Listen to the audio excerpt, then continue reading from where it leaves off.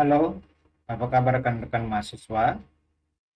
Ini adalah video untuk materi minggu 3, yaitu mengenal block cheaper dan simplify dash atau yang bisa dikenal as dash. Adapun tujuan dan fokus objektif materi kali ini adalah pertama, memahami adanya perbedaan antara block cheaper dan stream cheaper. Kemudian mengerti prinsip dari block cheapers, lalu konsep fusion dan confusion yang umum digunakan di block cheaper, kemudian memahami struktur dari rancangan crystal cheaper, dan serta mampu menerapkan algoritma SDS yang biasa digunakan untuk keperluan edukasi ya atau education purpose. Pertama kita harus kenal dulu perbedaan stream cheaper dan block cheaper. Jadi yang perlu kita ketahui adalah bahwa terdapat dua algoritma yang umum digunakan untuk kriptografi simetrik. Pertama stream cheaper, kemudian block cheaper. Stream cheaper itu simpelnya adalah mengubah per satu karakter dari plain text diubah secara langsung menjadi ciphertext. Jadi konversinya langsung secara per simbol, satu simbol dan satu simbol karakter seperti itu. Kemudian untuk yang block cheaper, dia melakukan enkripsi dengan melakukan grouping atau block. Jadi plain text tersebut dibagi menjadi beberapa blok atau grup, kemudian dilakukan enkripsi menjadi ciphertext seperti itu.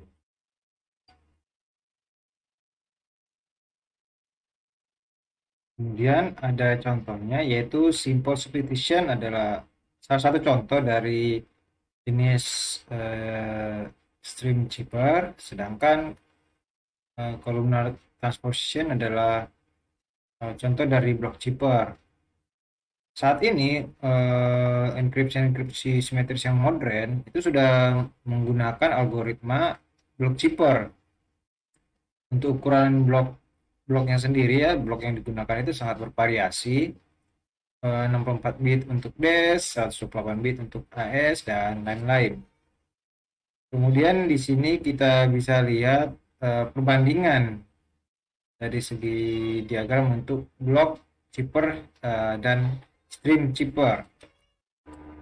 Nah, jadi kita bisa lihat bahwa di sini yang bagian pertama itu blok cheaper itu alurnya ini dia dibagi-bagi dulu ya. Dia bagi berdasarkan blok seperti itu. Jadi pertama dia dikategorikan plain text blok N, lalu ada bagian plain text blok 2, dan itu ada plain text juga. Nah, plain text tersebut, blok-blok plain text tersebut itu dengan menggunakan key dan encryption function sehingga akan menghasilkan ciphertext dalam bentuk blok-blok juga, yaitu ciphertext blok N, ciphertext blok 2, ciphertext blok 1 seperti itu. Sedangkan untuk stream cheaper dia langsung saja seperti itu. Jadi plain text 1100 langsung diubah begitu juga secara individual karakter atau simbol menjadi ciphertext. Jadi prosesnya lebih cepat seperti itu ya. Nah, di sini kita bahas lebih lanjut stream cheaper. Tentu tadi kita lihat dari gambar kelebihannya ya sangat cepat proses transformasi dari plain text dari karakter asli menjadi ciphertext karakter yang sudah dienkripsi itu sangat-sangat cepat sekali. Jadi algoritmanya linear dalam hal waktu dan juga dalam hal space penggunaan ya. Kemudian low error propagation, jadi sangat minim dampak apabila ada error seperti itu, karena bila ditemukan sebuah error pada satu simbol yang dienkripsi itu bisa dikatakan secara teori hampir tidak berdampak yang signifikan terhadap simbol-simbol yang lain seperti itu. Nah, untuk yang kekurangannya ya tentu saja ada trade cost ya, ada kelebihan, ada kekurangan. Kekurangan dia adalah dia low diffusion. Jadi karena semua informasi yang tadi pada plaintext itu berisi juga informasi tentang ciphertextnya. Jadi kan tadi bila ada 5 plaintext, ada 5 simbol plaintext, maka ya hasil encryption-nya akan menghasilkan 5 ciphertext seperti itu. Jadi dia low diffusion. Nanti kita akan bahas diffusion pada bagian berikutnya yang lebih detail. Kemudian kekurangannya tadi karena kita tahu 5 karakter plain text menjadi 5 karakter enkripsi atau ciphertext. Nah, jadi sangat mudah ditebak polanya. Hacker-hacker yang berusaha mencari peluang, mencari kunci yang cocok itu cenderung mudah karena tadi masing-masing simbol akan dikonversi secara langsung seperti itu. Sedangkan untuk block chipper adalah memiliki kelebihan dan kekurangan juga, dan itu adalah lawan dari si stream chipper yang tadi. Jadi kelebihan yang ada di stream chipper merupakan kekurangan dari block chipper. Demikian juga sebaliknya, apa yang merupakan kekurangan dari stream chipper itu justru menjadi keuntungan bagi block chipper. Jadi ada trade cost seperti itu. Misalnya di block chipper ini kelebihannya tadi dia high diffusion. Jadi karena dia dibagi-bagi dalam bentuk cluster atau blok, jadi bisa meningkatkan diffusion sehingga cenderung aman dari proses injeksi atau tempering.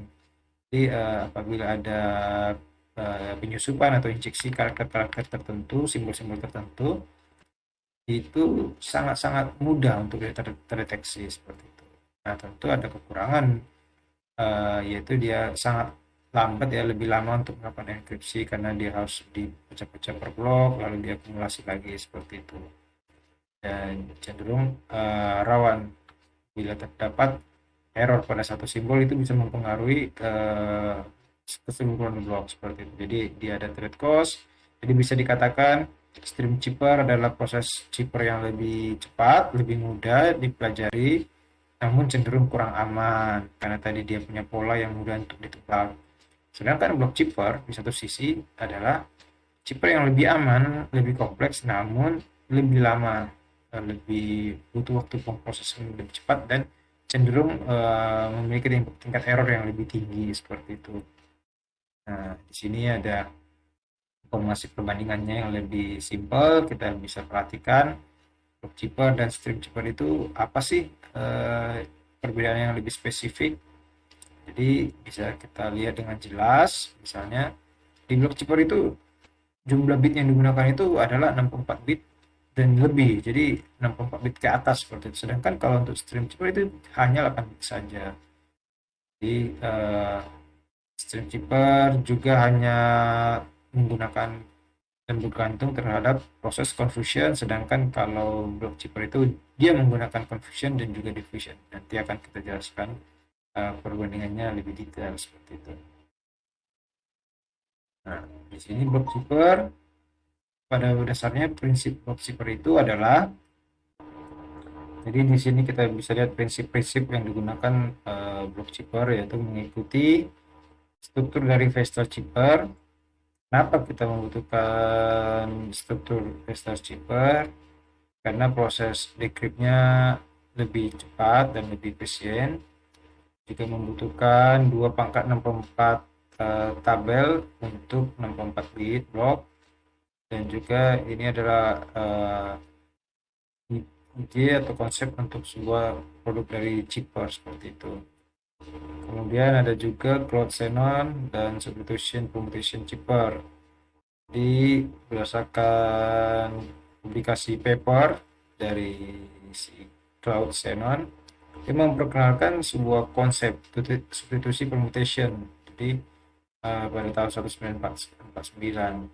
Nah, inilah awal dari bentuk block chipper yang lebih modern seperti itu. Substitution permutation atau singkat SP itu berdasarkan dua kriptografi yang sangat sederhana, sangat primitif ya. Yang kita pernah ketahui sebelumnya, yaitu splitation atau mungkin dikenal S-box dan permutation atau P-box, sehingga bisa memberikan cross confusion dan division juga terhadap pesannya dan kuncinya seperti itu. Nah, kita tadi sudah bicara tentang diffusion dan confusion. Jadi kita akan mengenal lebih detail lagi apa itu confusion dan apa itu diffusion. Nah, diffusion dan confusion. Diffusion itu adalah proses eh, untuk melakukan berulang-ulang permutasi atau transportasi data. Jadi eh, kenapa tadi block chipper itu menggunakan diffusion? Karena dia prosesnya mengandalkan repetition ya, dari permutasi. Jadi pengacakan data atau transposition. Sedangkan confusion itu dia tidak menggunakan permutasi atau transposition yang berulang-ulang. Makanya tadi di stream chipper itu dia hanya menggunakan enkripsi per simbol, per karakter seperti itu. Jadi untuk confusion itu tugasnya itu adalah membuat bagaimana proses enkripsi itu sekompleks mungkin, apa mengandalkan permutasi seperti itu. Jadi misalnya ada 5 karakter plain text, dia langsung diubah menjadi 5 karakter ciphertext seperti itu. Sedangkan untuk di diffusion 5 karakter plain text bisa jadi akan lebih banyak hasilnya setelah di enkripsi, karena tadi dia ada proses transposition, kemudian permutation dan lain-lain. Jadi semakin banyak karakter yang akan di enkripsi menggunakan diffusion, maka berpotensi juga akan menimbulkan semakin banyak output dari chip teksnya seperti itu. Karena adanya permutasi yang berulang-ulang. Jadi proses diffusion dan confusion itu seperti itu. Dia lebih ke arah mekanisme bagaimana cara untuk membuat enkripsi seperti itu. Kemudian di sini kita bisa lihat crystal chip struktur ya. Jadi eh, di sini mekanismenya sudah terbagi, yaitu kita bisa lihat bagian ini. Pertama-tama plain text itu dibagi menjadi dua bagian. Jadi ada bagian yang kiri atau left, ada bagian yang kanan, right. Jadi setelah dibagi menjadi dua bagian, prosesnya akan dilakukan berulang-ulang.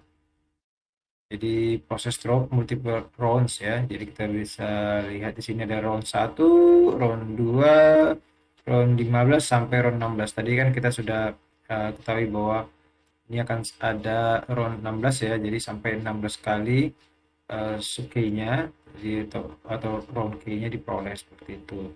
Kemudian ada round function f, itu diberikan terhadap yang bagian kanan. Tadi kan ini bagian kanan.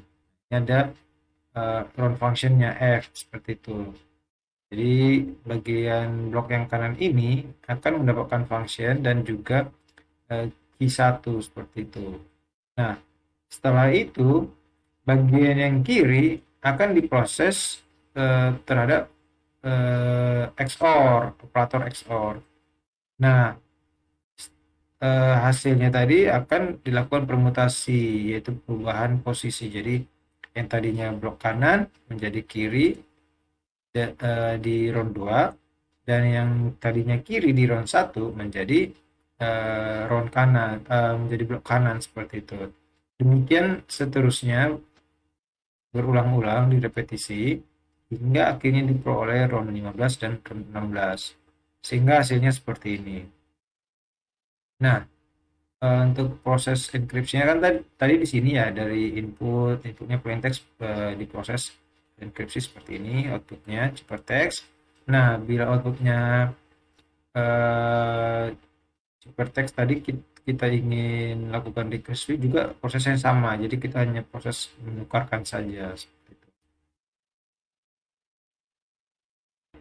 Nah, kita tadi sudah mengenal desain dari si Vestal Chipper. Jadi sini ada elemen-elemennya.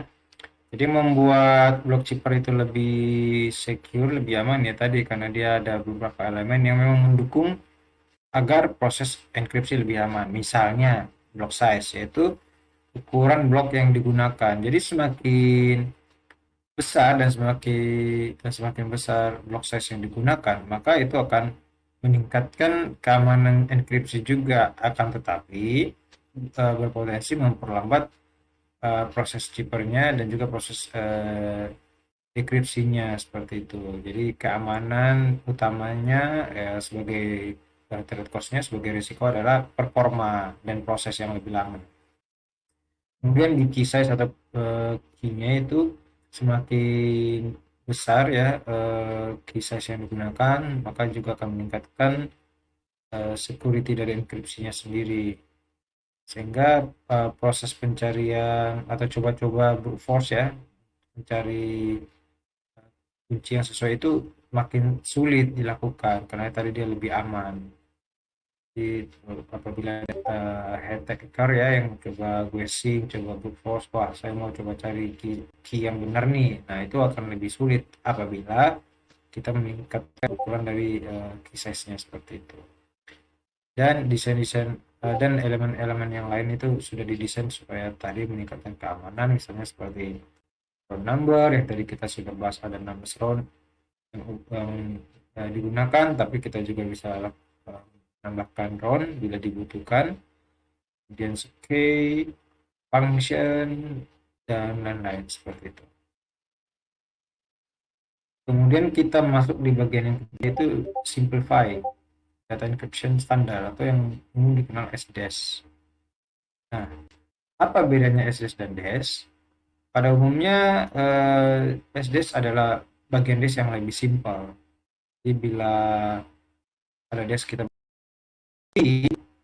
blok plaintext yang menggunakan tabel dari 2/64, nah di SDES itu kita cukup menggunakan 8 bit saja seperti itu. Jadi SDES itu dirancang khusus memang untuk keperluan edukasi dan tidak untuk keperluan dunia nyata ya, enggak untuk real world use seperti itu. Jadi lebih ke arah simulasi, edukasi, dan lain-lain. Jadi input plaintext bloknya ada 8 bit, outputnya juga akan menjadi 8 bit, key-nya 10 bit, dan row-nya cukup 2 saja seperti itu. Dan untuk round key-nya di-generate menggunakan permutasi dan lab shift. Untuk enkripsi dia ada initial permutation, permutasi awal, kemudian function, kemudian di switch ya bagian setengah. Untuk encryption-nya sama seperti encryption, akan tapi dia prosesnya terbalik ya, lawan dari prosesnya seperti itu. Nah, di sini adalah operasi yang digunakan. Ya, di sini operation yang digunakan pada SDS, simple DS. Pertama, kita ada B10 permutasi. Jadi ada input karakter 1, 2, 3, 4, 5, 6, 7, 8, 9, 10. Nah, di permutasi ini, di P10 ini, inputnya ada 10 simbol, outputnya juga akan menjadi 10 simbol, akan tapi diacak ya. Kemudian di P8 ada proses yaitu select dan permutasi. Nah, dari yang 10 intan tadi itu hanya akan 8 yang diselect, akan dipilih. Dan akan dilakukan permutasi. Di sini kita bisa perhatiin bahwa dia itu seharusnya ada 10 inputan, tapi setelah jadi output dia itu hanya menjadi 8. Di sini inputan 1 dan inputan 2 tidak ditemukan pada output seperti itu. Di P4 ada proses permutasi lagi.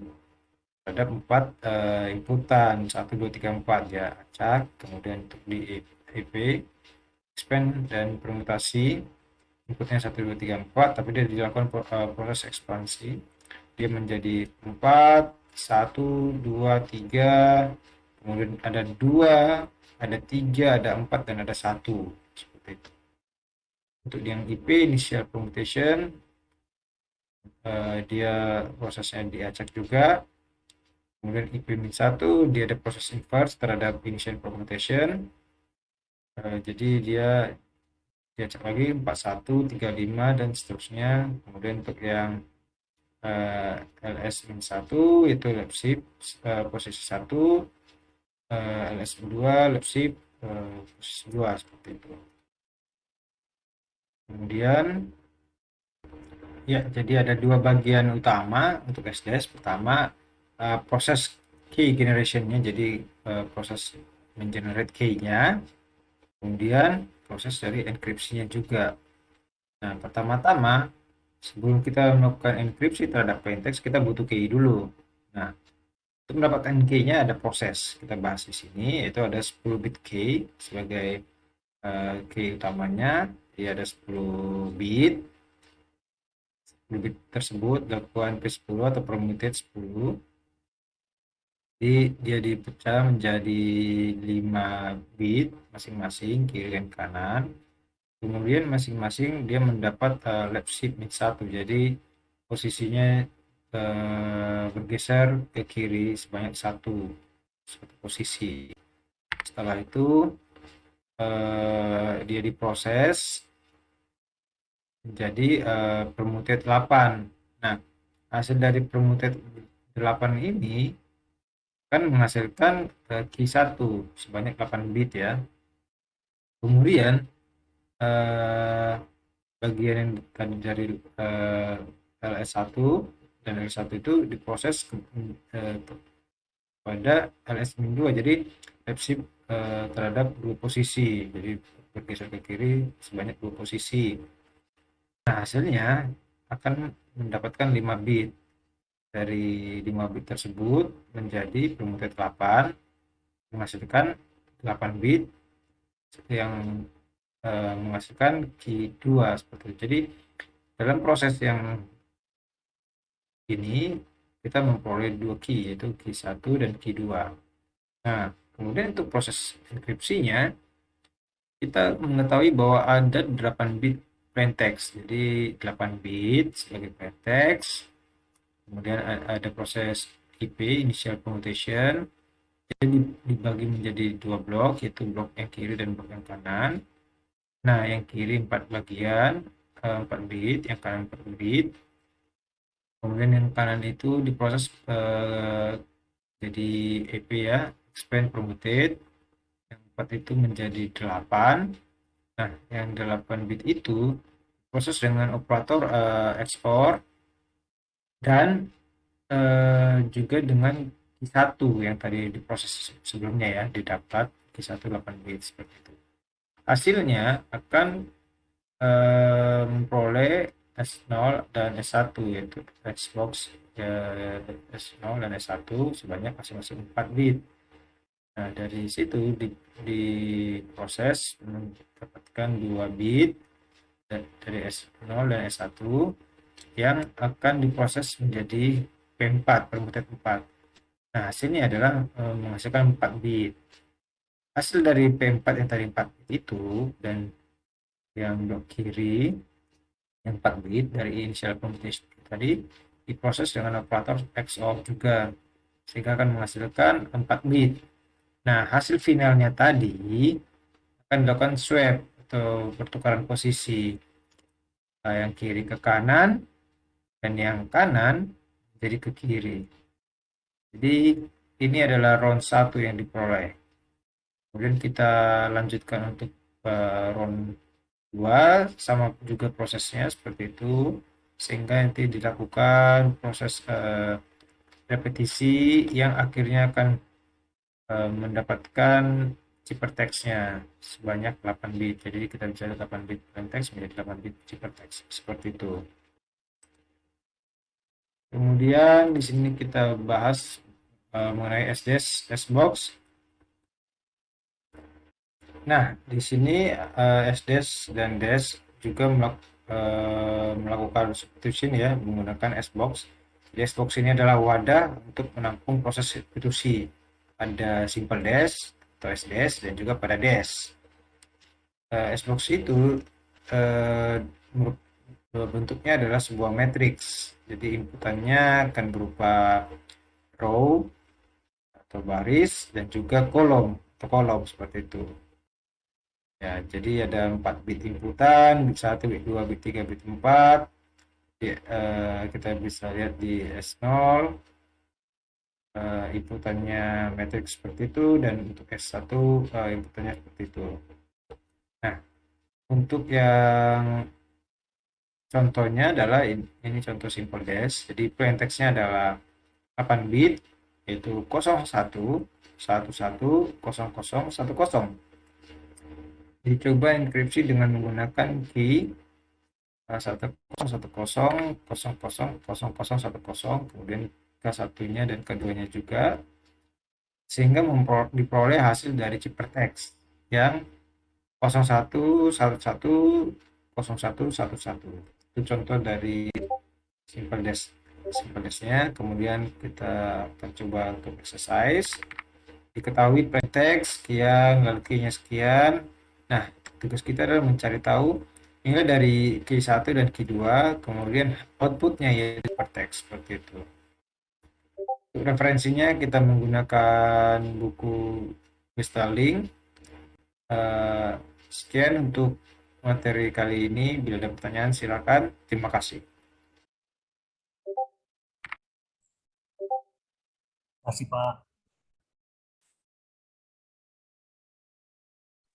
Oke, demikian mungkin bisa on cam dulu kita semua biar di screenshot layarnya. Boleh, boleh. Oke.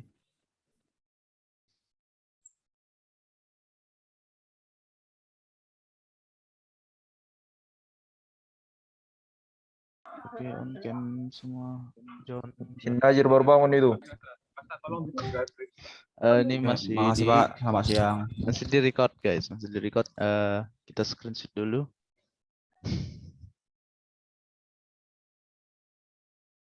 Jonathan, Timothy, Kevin.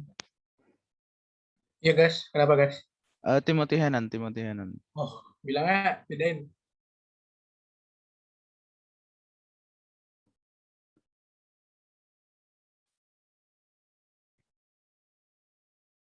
Oke, kita screenshot ya. Oke, slide pertama 1, 2. Moti. Oke, slide selanjutnya Mario. 1, 2. Oke, slide selanjutnya.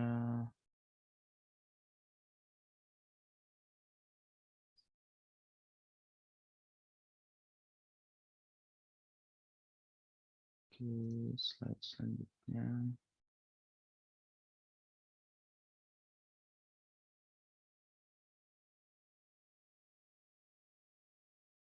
Oke.